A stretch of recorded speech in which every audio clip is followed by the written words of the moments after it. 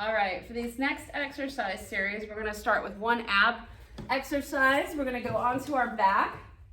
We're gonna go into that tabletop position again where we're here and here. You wanna make sure that this back is pushed down into the mat. You wanna make sure if you need to, you can put something small underneath the small of the back so that you feel if you're keeping it there or not.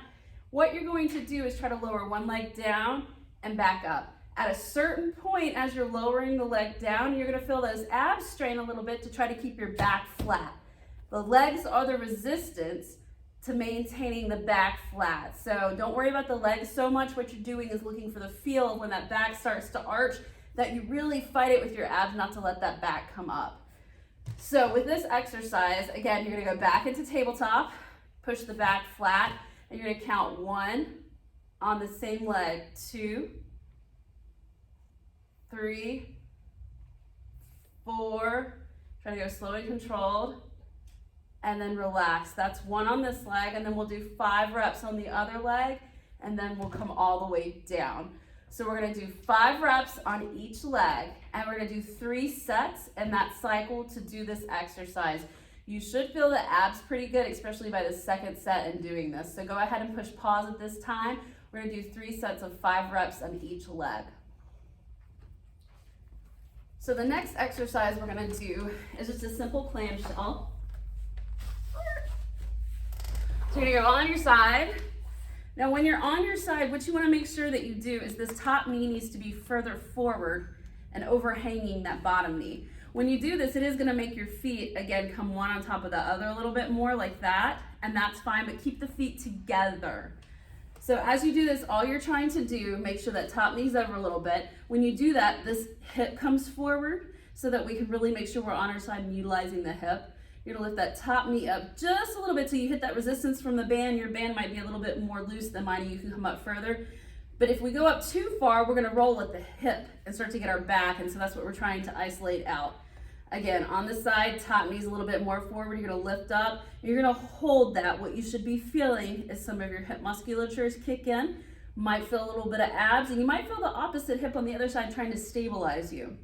So we're gonna count this out for 10 seconds, and we're gonna do 5 reps on each side. So go ahead and push pause. I'm gonna do 10-second hold, 5 reps on each side.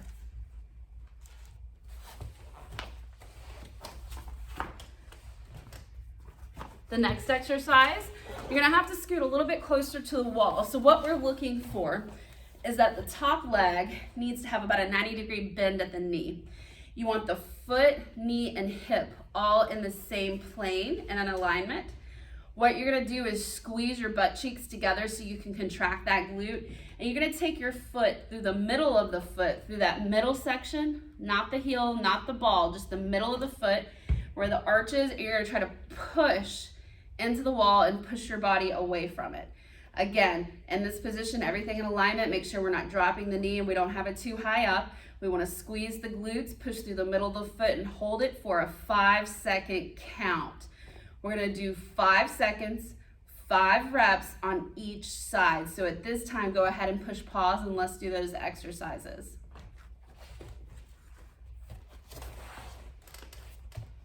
The last exercise is pretty simple. You're just gonna put the band back around the knees, and we're gonna do what we call monster walks. So when we do the monster walks, the band's right here.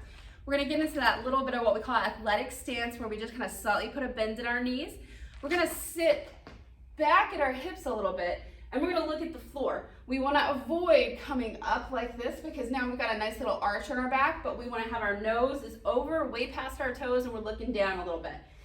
And you're just gonna sidestep each direction. As you do this, make sure that your toes are pointed forward. If you turn your toes outward, it makes it easier and we're cheating. So from this view, what you're gonna see is you should be feeling this pretty good in the hips at this point. If you do about 10 steps one way, 10 steps the other way. So what I want you to do now is we're gonna do 10 steps to the right, 10 steps to the left, and let's do about 3 to 4 sets of that, seeing if we can really get those hips kicking in. You can go ahead and do that exercise now.